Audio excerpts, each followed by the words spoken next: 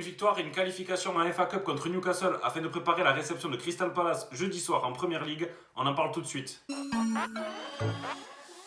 Bonjour à toutes et à tous, donc une vidéo aujourd'hui un peu particulière puisqu'il ne s'agit pas réellement d'un débrief du dernier match d'Arsenal face à Newcastle en FA Cup, mais plutôt d'une vidéo où on va parler de la composition que Mikel Arteta doit mettre en place jeudi soir contre Crystal Palace en s'appuyant sur les derniers matchs d'Arsenal et surtout sur le dernier match face à Newcastle où il y a eu du turnover puisque seulement 4 des joueurs qui ont participé à la rencontre contre West Brom étaient alignés titulaires, à savoir Bernd Leno, Pablo Mari, Kieran Tierney et Pierre-Emerick Aubameyang. Du coup, quel serait le meilleur 11 d'Arsenal pour affronter Crystal Palace jeudi soir? N'hésitez pas à me donner votre avis en commentaire en dessous, à me dire voilà les joueurs que vous aimeriez voir et vraiment le 11 type que vous aimeriez voir jeudi soir.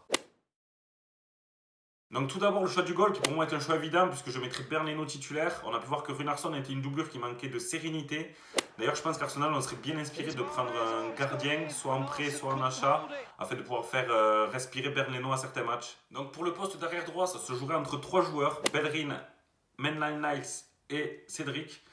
Donc pour moi Cédric il est pas vraiment dans le débat, pas vraiment dans la discussion parce que pour moi il est en dessous des deux autres. C'est un joueur qui va dépanner sur des coupes mais qui pour moi n'est pas sportivement dans la discussion en tout cas. Donc Maitland-Niles ou Bellerin? Alors personnellement, moi je préfère Maitland-Niles parce qu'il apporte plus de certitude défensive, plus d'impact physique et de présence dans le secteur défensif. Cependant, Bellerin, sur les derniers matchs, sans être non plus étincelant, a quand même enchaîné plutôt les bonnes performances, ou en tout cas des performances régulières. Donc je pense qu'aujourd'hui, Maitland-Niles sportivement lui est supérieur. Mais pour des raisons d'automatisme et de régularité, de stabilité, je prendrai le choix Bellerin, qui pour moi est en fait le choix le plus logique dans cette composition-là. Donc maintenant, on va passer à notre défense centrale. Donc on a le choix entre 4 défenseurs centraux, que sont Gabriel, qui normalement devrait revenir après son épisode de la Covid, ainsi que Holding, Pablo Mari et David Luiz. Pour moi, Gabriel, s'il revient bien jeudi contre Crystal Palace, devrait être aligné titulaire. Tout simplement parce que c'est un des joueurs qui a été le plus régulier défensivement depuis le début de la saison. Donc tout simplement pour tous les arguments défensifs qu'il a pu nous montrer depuis le début de la saison, je le mettrai titulaire parce que pour moi voilà, c'est un rock à Arsenal. C'est peut-être une des meilleures recrues de cet été, donc pour moi titulaire à 100%. Donc maintenant avec qui l'associer? Holding qui est monté en puissance sur les derniers matchs d'Arsenal et pourtant c'est un joueur sur lequel j'ai énormément tapé et dans lequel je ne crois pas forcément, même encore à l'heure d'aujourd'hui, malgré qu'il ait montré des belles choses sur ces derniers matchs.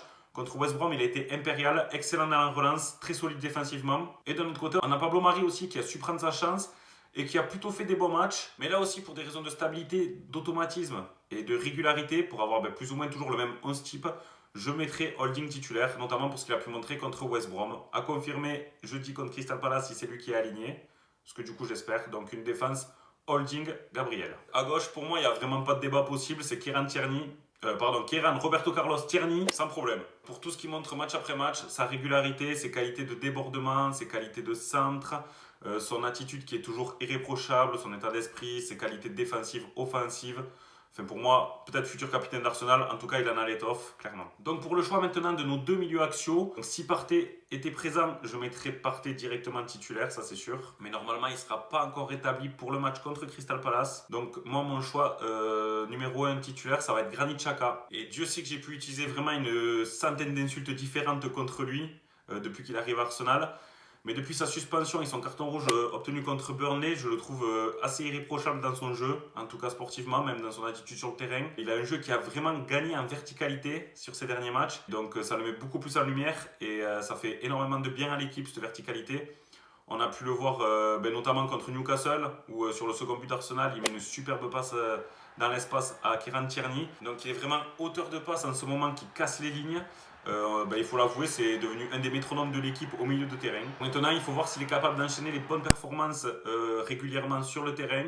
Mais en tout cas, le Suisse est dans une très bonne passe en ce moment, il est dans une très bonne forme. Donc à continuer, à voir et à enchaîner. Donc ensuite, pour trouver le second joueur qui serait associé avec Xhaka, c'est compliqué. Pour moi, Willock, en ce moment, il est en dehors de la discussion, en dehors du débat. Il déçoit énormément. J'avais beaucoup d'attentes à lui. Je croyais vraiment à son potentiel et je suis vraiment déçu pour l'instant de ce qu'il nous propose, le jeune Willow. Peut-être qu'un prêt pourrait lui faire du bien. Donc on a Mohamed Elneny qui match après match, moi sur ces derniers matchs en tout cas, me semble un petit peu en difficulté. Après c'est aussi parce qu'il compense souvent les lacunes défensives du second milieu avec lequel il est associé. C'est un joueur qui fait vraiment un travail de l'ombre, il faut quand même pas l'oublier, qui fait le travail un peu du chien, c'est-à-dire le travail de l'ombre qu'on voit pas et c'est des fois celui sur lequel on tape un peu plus que les autres. Mais en ce moment je le trouve un petit peu en dessous. Je trouve qu'il joue un peu trop latéralement ou vers l'arrière, pas assez vers l'avant. La meilleure certitude aujourd'hui au milieu, ça reste une association Xhaka-Ceballos.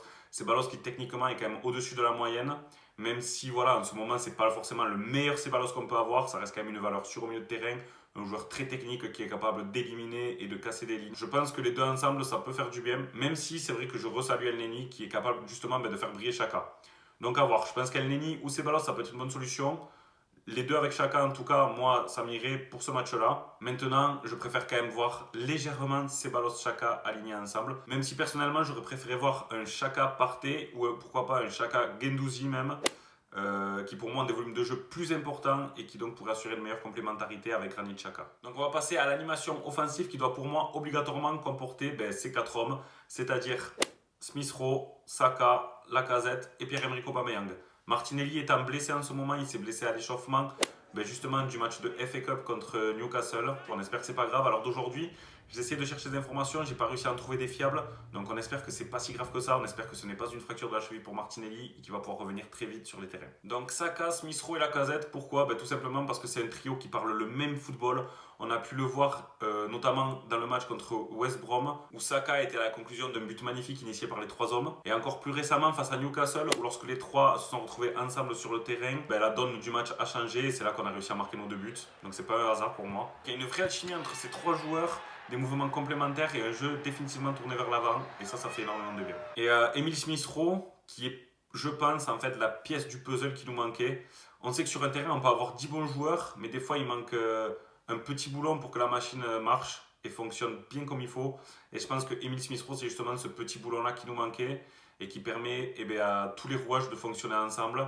Donc je pense que c'est vraiment la pièce du puzzle qui nous manquait et qui fait énormément de bien à cette animation offensive-là d'Arsenal. Tout simplement pour ça que je l'aligne en 10 aujourd'hui. Et Pierre-Emerick Aubameyang, alors pourquoi, même si c'est pas le joueur qui est le plus en forme en ce moment actuellement, tout simplement parce que je pense que Pierre-Emerick Aubameyang, ça reste un super attaquant, ça reste un super joueur offensif. Faut pas oublier tout ce qu'il a accompli à Arsenal. En ce moment, il a un trio de feu qui l'accompagne en attaque. Donc s'il retrouve vraiment la confiance, et je pense que le but qu'il a mis contre Newcastle en FA Cup va lui faire du bien au moral. Et donc s'il retrouve cette confiance-là, je pense vraiment qu'on peut avoir un quatuor offensif de feu Arsenal et un quatuor offensif qui va faire très mal. Donc voilà pour moi la compo qui mérite de débuter face à Crystal Palace jeudi soir en Première Ligue. Donc elle va s'afficher à l'écran.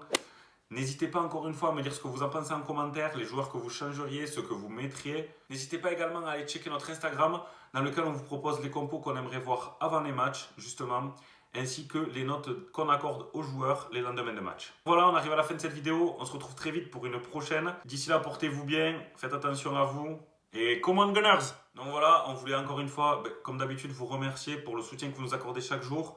On est presque 500 sur Instagram, plus de 200 sur Twitter. On a passé la barre des 220 sur YouTube. Ça nous fait énormément plaisir. Les critiques constructives et objectives que vous pouvez nous faire et qui nous aident vraiment à progresser. Donc n'hésitez pas à nous faire part de vos retours. Donc merci à tous et à très bientôt.